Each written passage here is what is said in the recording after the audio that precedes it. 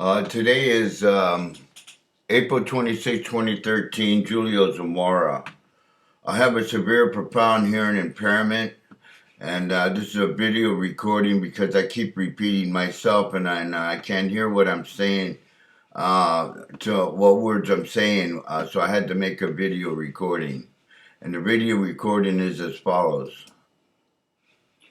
Today is April 23rd, 2013. This is a statement for settlement conference in Stockton, California.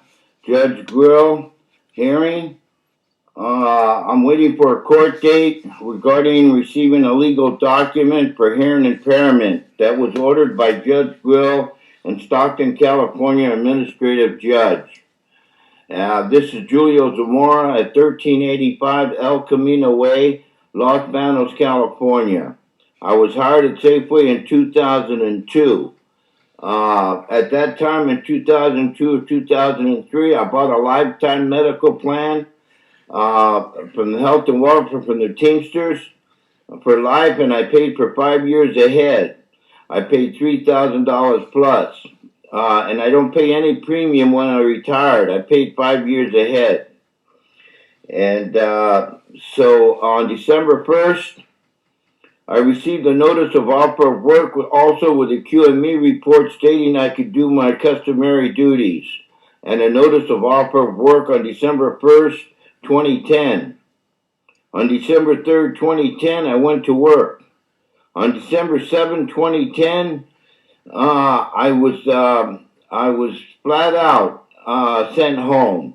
And Mike Sadler, the safety manager, said before he had the shop steward have me sent home was the fact that he asked for my seniority, and the fact I mentioned to him that the end doesn't justify the means, and the fact that the shop steward said it was a safety issue.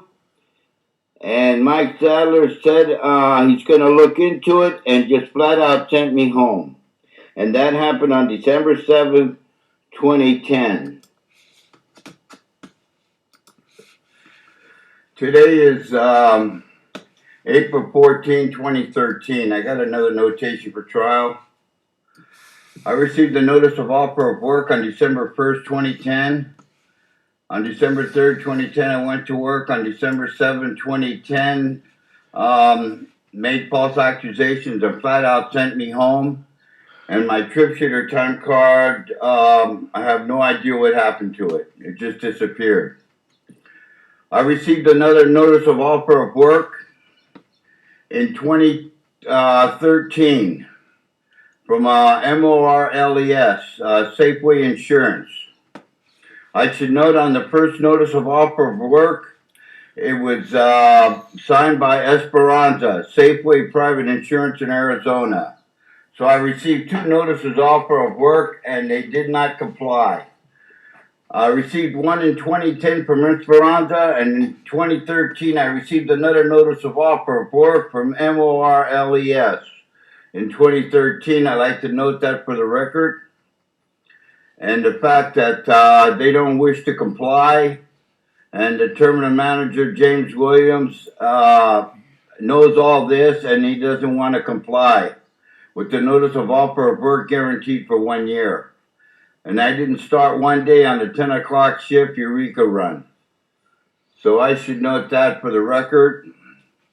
Again, I hate to repeat myself. I received two notices of offer of work, and I've been denied to return to work at least 3 times. And I should also note that on December 7, 2010, I was supposed to work first and grieve later. It didn't happen. And also I should note that there was no representation. He told me to sit down. The shop steward's on his way. And just for the record, the fact that the dispatcher is the only one with the key. He took the time from the second time clock and changed the time on my logs and the tractor. When I got an automatic start at 10:30 in the morning, he changed it from 10:30 to 11:15, and he's the only one with the key to be able to do that, and that's the dispatchers. He falsified my logs and put me in violation of the Department of Transportation and Company Policy. So, okay, so this notation is all about receiving 2 notices of offer of work, and the terminal manager doesn't wish to comply. And they violated contractual procedures, denied me representation, and I sent a prescription for severe profound hearing impairment and the test results, and they denied me arbitration, and they put it in workman's comp's lap. I exhausted all the union remedy, whatever it is, I exhausted it. So there's no union remedy for my case, and they dumped it on workman's comp. They said they know that I have disability issues, and that was a letter stated by the union attorney. So that's my notation for Sunday, April 14, 2013. Okay, this is Julio Zamora, 1385 El Camino Way, making a notation for trial. Today is Sunday, April 14, 2013. I should note for the fact that I've been sitting here since December 7, 2010, and I don't know why. I wasn't handed anything in writing why I was sent home, and I didn't work first and grieve later. And false accusations occurred on December 7, 2010 by the dispatcher, who changed the time on my logs by taking the time from the second time clock and changing the time on my logs from 10:30 to 11:15. And he's the only one with a key. He took the time from the second time clock. I should also note for the fact that he made a statement on December 7, 2010, the fact that he knew I was there at 10:30. The dispatcher made a statement on December 7, 2010, that he knew I was there at 10:30 at the beginning of my shift, which I'm already on duty at 10:30 in the morning, every morning automatic start. And then he turns around and he takes the time from the second time clock and he moves my 10:30 start time to 11:15 on my logs from the tractor. I don't know what the deal is here, but he made false accusation on December 7, 2010. And he interrogated me and told me that the shop steward was on his way after he finished his interrogation. I should note that I had a severe profound hearing impairment, and I don't know what he was saying. I can't make heads or tail what the heck he's talking about. But in any event, for trial, I want to note for the fact that the dispatcher falsified my documents, and I had it verified by a DOT official in the Highway Patrol's office in Los Angeles, California, and I have a witness to that fact. It stated that my logs appeared to be altered or tampered with on December 6, 2010. So that's what happened. On December 6, 2010, the dispatcher took the time from the second time clock and changed the time on my logs, and he's the only one with a key. Okay, so I didn't falsify anything. I don't know what he's talking about or whatever, but I want to note that for trial. And I was supposed to work first, grieve later, according to the contract. It didn't happen. So I should have been working this whole time from December 7th, 2010, because of the fact I worked the whole year of 2010, and I received a notice of offer of work on December 1st, 2010. On December 3rd, 2010, I went to work, and on December 7th, 2010, he just flat out sent me home. Didn't work me first, grieve later, and he took my trip sheet or time card, whatever it is, from the tractor in which I logged into on duty. It disappeared. I don't know where it went. But I do have the Allo rhythm sheet that shows that I was there at 10:30. I was on duty on time. So, and that's it. That's my statement for trial. And I'm going to state it under oath. So, that's it. Today is April 14, 2013, and a notation for trial. Okay, today is Thursday, April 18, 2013. I'd like to make a notation for trial. An add on to the recording that I just played. I'd like to note for the record that I have logs in a tractor that I get paid by 14 hours a day by the miles. And then there's a second time clock in the driver's room that I don't get paid, the difference in miles or delay. I should also note for the fact that there's no doubt that it's a second time clock for the fact that, like I said in my prior recording, he took the time from the second time clock and he changed the time on my log, putting me in violation of the Department of Transportation. Now, if both clocks were running, if we were getting paid by both clocks, and both clocks were considered as one, why would he have to change the time on my logs? So I'm thinking that the second time clock has nothing to do with the logs in the tractor. So what that's all about, I don't know. But the point of this notation is the fact that I've been there for 10 years, and I run out of miles, and I log out in Livermore or wherever it is. I'm on the company time clock. I should be getting paid by the hour, and I'm not. In fact, it's not even being recorded on the logs. And I should also note to the fact that I'm in violation because I'm driving a vehicle from Livermore back to Tracy. Even though I put down the delay, sometimes they pay it, sometimes they don't. But you can count on the fact that the majority of the time they don't pay the delay. So I'm stating for the fact that if I'm on the company time clock, I should get paid by the hour. I should get paid by the hour. I should note that for the record, that there is in fact two time clocks. And there's 400 drivers that haven't been paid 10 years that I've been there, the difference in miles or the delay. Maybe 20 years, and there's 400 truck drivers that haven't been paid by the hour. Because when you log out of that tractor, you're getting paid by the hour. You're not getting paid by the logs. So there's no doubt he falsified my documents because I was logged out of my tractor. And then when I logged in, I have an automatic start at 10:30 every day for 6 months or however long my bid is. Now he takes the time from the second time clock, like I said on the prior recording, and he takes the time from that time and changes the time on the logs, which he's not allowed to do so according to the Department of Transportation regulation. 395.15 and 395.16 in the interpretation, and 395.8. And we're supposed to follow company policy and a union contract. You will follow Department of Transportation regulation, period. Well, that's what we all do. We do what we're instructed to do. But we're not getting paid by the hour when we log out of that tractor.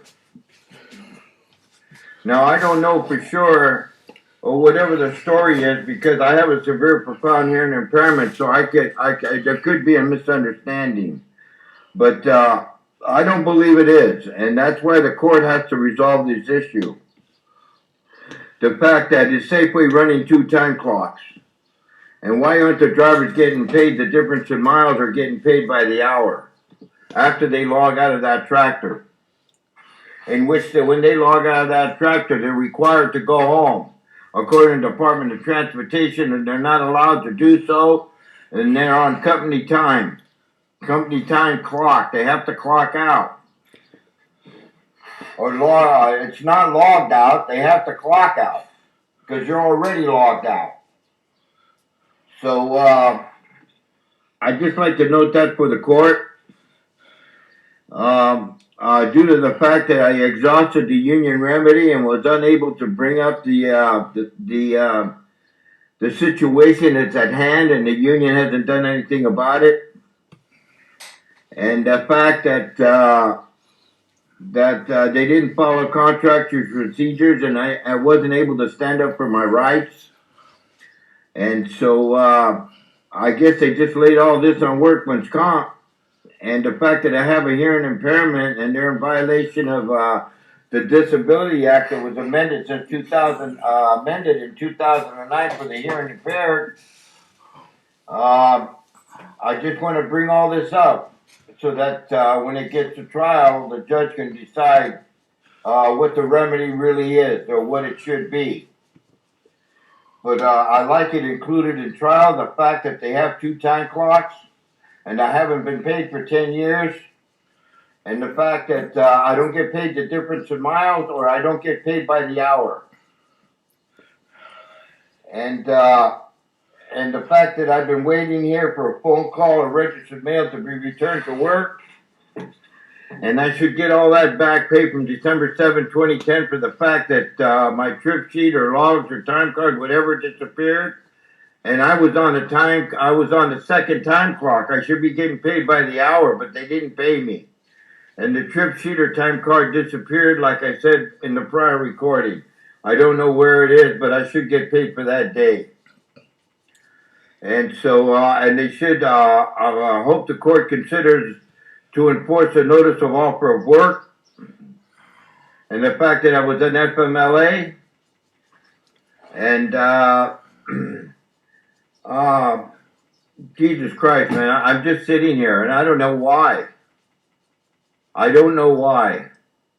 So I hope the court considers double standards. Life is not fair.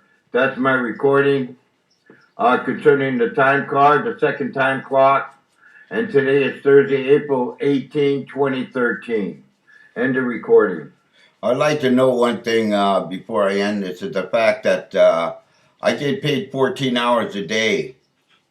5 days a week, 60 hours a week. That's what I normally work. When I logged into that tractor, it's 14 hours a day. Now, on the second time clock, I work 14 hours a day. Okay, 5 days a week, 60 hours a week. So I need all the back pay from December 7, 2010 for 14 hours a day, 60 hours a week, and all benefits and everything else, health and welfare and RSVP, lifetime medical insurance, which I pay no premium when I retire. Okay, and I wasn't fired on December 7th, 2010. I was just flat out sent home. Okay, today is Sunday, April 21st, 2013. As of to this date, they haven't returned me to work, and I've been sitting here waiting for a phone call, a registered mail to be returned to work. Because the last words I heard when they took my security badge and asked for my seniority, and my saddler just sent me home, and the sharpshooter said it was a safety issue. The last words I heard was, "I'm going to look into it." And they just sent me home and didn't work first and grieve later. The reason for this short statement is the fact that that if you get fired or you leave Safeway or whatever, you lose your lifetime medical insurance. I'm asking the court or asking Judge Grill to send this case to trial to resolve the issues of lifetime medical when a person has a permanent disability, hearing impairment. And that I be protected and be returned to my job, and with all back pay and benefits, like I said in the last recording, etc., etc. That if the court decides to send me back to work, that I have some protection for my lifetime medical plan, RSVP under the Health and Welfare Fund. And that I'm not to lose it for life. I need some protection and to be returned to work. It's an agreement that was made with Safeway and the Teamster Union Local 439 in Stockton, California, and Safeway in Tracy, California, distribution center. So I'm asking Judge Grill to send this case to trial to decide the issue of the fact that I have a hearing impairment and that they took my lifetime medical plan away because I have a disability, a permanent disability. And I need some protection for my job and my lifetime medical plan. That that they can't allow to take it away, whether I get fired or whatever it is. If they return me to work, that I'm protected. And the fact that that they just flat out sent me home according to the notice of offer of work, and I need it enforced, and I need the case sent to trial to decide the issue of lifetime medical plan because I have a permanent disability. And it shouldn't be decided by the union or Safeway. It should be decided in court. And they said I can pursue this in workman's comp.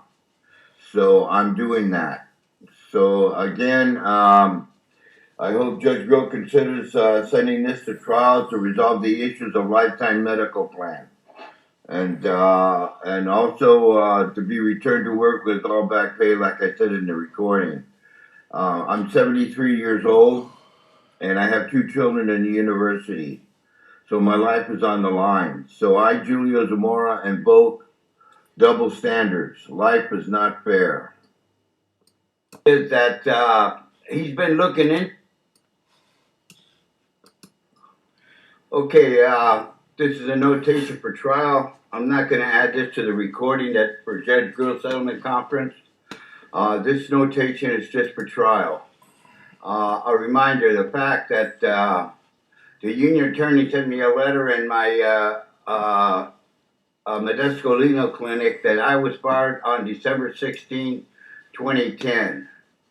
I should remind myself the fact that the case hasn't even been heard by the panel hearing or Board of Adjustments.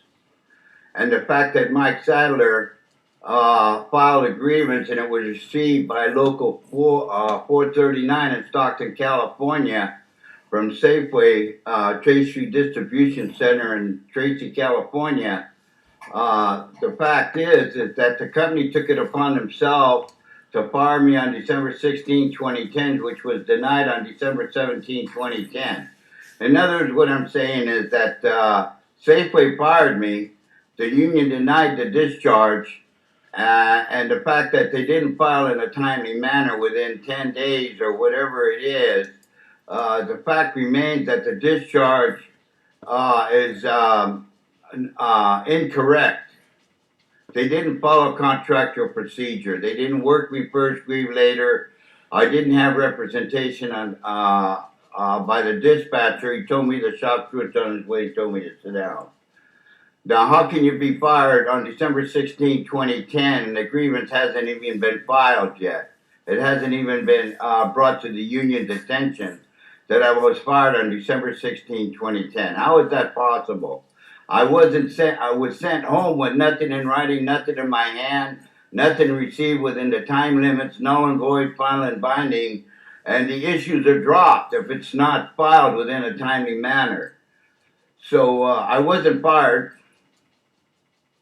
and he was looking into it, and that's the last words I heard, and he just flat out sent me home and didn't honor the notice of offer of work. And at the same time,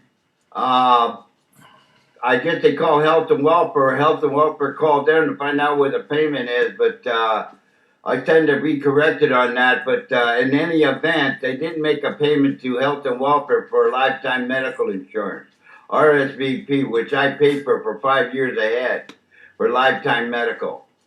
And the fact is that he's been looking into it since December 7, 2010. And so I stand to lose my lifetime medical insurance that I have from the Health and Welfare Fund, RSVP. And the fact that I was discharged and not notified is also another issue. And the issue that they didn't work me first, grieve later makes it no doubt beyond a reasonable doubt that I should get paid for every day from December 7, 2010. And the fact that my time card or trip sheet disappeared establishes the fact beyond a reasonable doubt that I should be paid by the hour. I should be paid by the hour. And there's no time card. I haven't been paid in 10 years by that second time clock. So I don't know what the judge wants to do about the lifetime medical or the fact that there's no time card on the second time clock, and the fact that I dispute the fact that both clocks are the same, which is not true, because once you log out of that truck, you're instructed to go straight home. But the company keeps you on duty by the second time clock, and you don't get paid by the hour. And I haven't been paid in 10 years, let alone 400 other truck drivers. And I have a disability and I have a hearing impairment. Now, I shouldn't lose my lifetime medical because I have a disability or hearing impairment. I shouldn't lose my lifetime medical because they didn't follow contractual procedures. And the fact that the union didn't do anything about it, and I was unable to stand up for my rights due to the fact that I have a hearing impairment. I was flat sent home when they had a panel hearing, which I'm stating the fact that it was an illegal panel hearing because of the fact that they didn't file agreements within 10 days or 20 days or 30 days, and the issues were dropped. So this notation is for trial, hoping that Judge Grill sends this case to trial to resolve the issues of lifetime medical. Do they or do they not have a right to take away my lifetime medical that I paid for because I have a disability and I have a hearing impairment? And I wasn't fired or anything else. I was sent home. He said I was going to look into it. He didn't work me first, grieve later, and he just flat out sent me home. So I need the notice of offer of work enforced and to be returned to work and my RSVP and everything else according to my recordings at the settlement conference that I made to be restored, and I'd be reinstated and put back to my job with some protection from the court for the fact that they're probably going to retaliate on me. There's no doubt about it. They're going to find any excuse to flat out send me home, and it's not going to be correct. You can count on it. So that's my statement for trial. And today is Monday, April 22nd, 2013. I'd like to make a notation for trial. Add this notation to the recording I just made. And today is Monday, April 22nd, 2013. Just add this recording to the notation I just made for the fact that I should never lose my lifetime medical that I paid for the last 10 years. And the fact that I should have some protection from the court, that whether they retaliate on me or they send me home or quit or fired, whatever, I should have some protection from the court that I don't lose my lifetime medical for life with no premium. I don't pay any premium when I retire. So that should be protected no matter what happens in the future, that I don't lose my lifetime medical, that I'm covered under health and welfare for life. Whether I'm working or not, it shouldn't be stopped no matter what. Okay, because I have a disability and I have a hearing impairment. And I paid for that. That's a lifetime medical plan. I should have some protection from the court. So I hope the court can decide on that lifetime medical plan, that they're not allowed to take that away from me no matter what, whether I'm fired or sent home or I quit or no matter what. My lifetime medical plan is to continue on without a break in service. So I'm asking for that. If the court could make a decision on that, I would appreciate it, due to the fact it's a union shop and that they discriminate against me, the union. So I don't know why they didn't accommodate me or anything else and and lost my lifetime medical. It's wrong. I'm asking for some protection and no break in coverage if I should be sent home or they retaliate or I quit, whatever. No break in lifetime medical plan. That it should be continued on for life because I have a permanent disability. That's my notation to be added to the last recording. I'd like to note one thing is the fact that my hearing impairment is caused by reefer noise. Reefer noise. Um, they haven't accommodated me since 2009 or before with any listening device whatsoever. Even at the panel hearing, when I asked them if they're an authority on profound hearing impairment, and they just flat out sent me home. So I've been having this trouble for some time now, and they haven't accommodated me.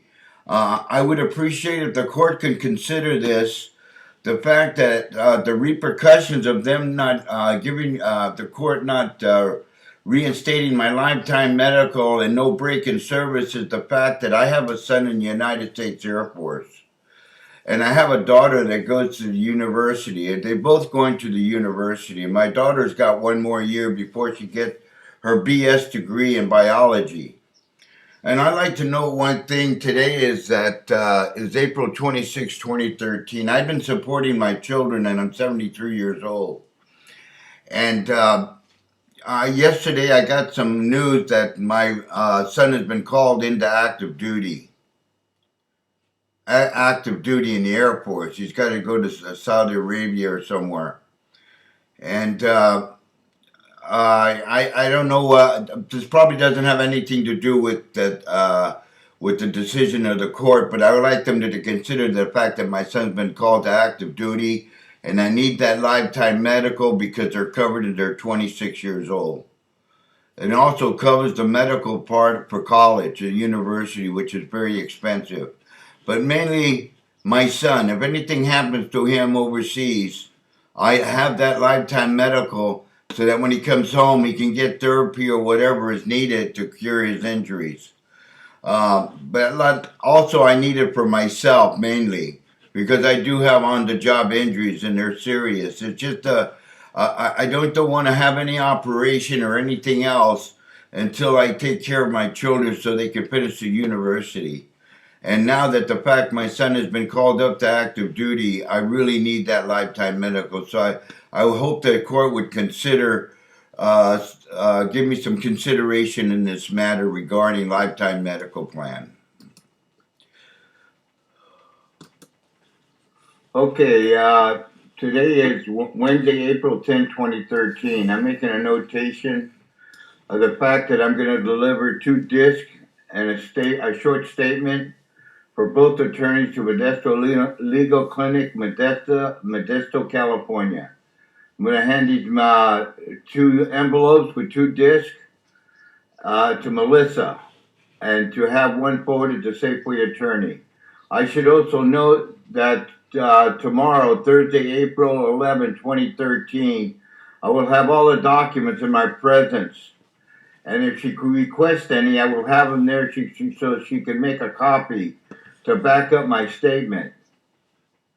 So, and that's about it. I just want to note the fact that they received the disc for my statement under oath in court in Judge Rill's Court in Workman's Comp in Stockton, California.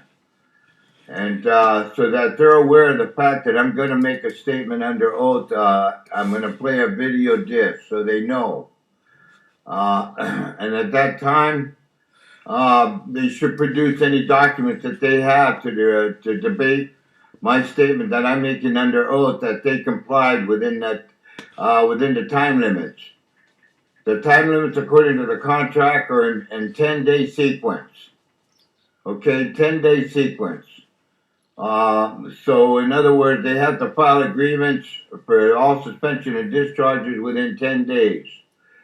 They have to file agreements within 20 days at the point they knew about the incident.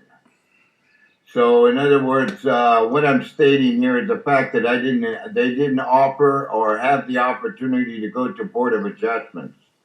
And all suspension and discharge or intent to suspend should be heard by Board of Adjustments, which never happened. So in any event, and they never produced any evidence or within the time limits or informed me of any intent to suspend, discharge, or whatever the disciplinary action is by December 25th, 2010. They didn't produce anything.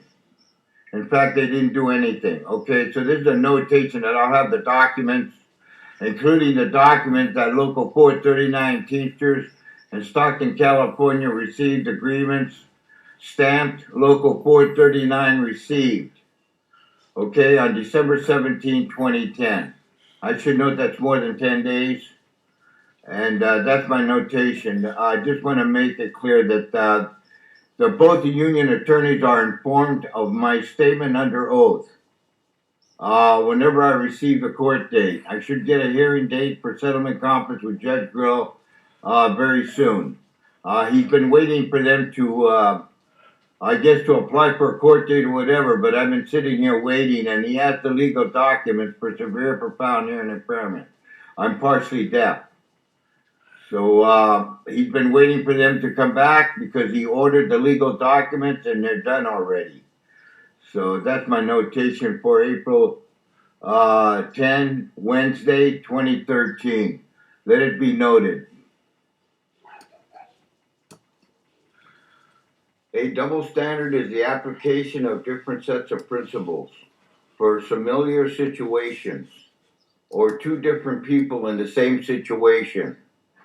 A double standard may take the form of an instance in which a certain concepts, often, for example, a word, phrase, social norm, or rule, are perceived as acceptable to be applied by one group of people, but are considered unacceptable, taboo, when applied by another group.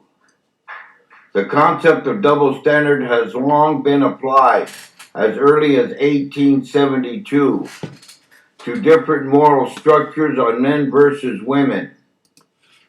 A double standard, thus, can be described as a sort of bias, morality, unfair suspension towards a certain group of the principle that all are equal in their freedoms. Such double standards are seen as unjustified because they violate a basic maxim of modern legal jurisprudence that all parties should stand equal before the law. Double standards also violate the principle of justice, known as impartiality, which is based on the assumption that the same standard should be applied to all people, without regard to subjective bias or favoritism based on social class, rank, ethnicity, gender, religion, sexual orientation, age, or other distinctions. A double standard violates this principle by holding different people accountable according to different standards. The phrase, "life is not fair," may be invoked in order to mollify concerns over double standards. I, Julio Zamora, invoke double standards. I'm hoping that Judge Grill considers this, that I invoke double standards, life is not fair, and returns me to work and reinstate my back benefits and my lifetime medical. And consider the fact that this case needs to go to trial to resolve the issues regarding lifetime medical for life with no premium. That no matter if you're fired or quit or whatever, there shouldn't be a break in service if you have a disability, a permanent disability, hearing impairment. So I'm asking Judge Grill to consider this, to send this to trial to resolve those issues. I, Julio Zamora, invoke double standards. Life is not fair. I'd like to note one thing, the fact that if they don't meet the time limits, if they don't file a grievance within the time limits or violate contractual procedures, the employees, the 1,500 Teamsters and 400 truck drivers, are returned to work immediately, and all issues are dropped. I should note that I was not returned to work like 1,500 other Teamsters or 400 truck drivers, because they didn't meet the time limits. Okay? They didn't return me to work because they didn't meet the time limits like everybody else. They just flat out sent me home on December 7, 2010. So that's my statement, and I hope that Judge Grill considers that I invoke double standards. Life is not fair.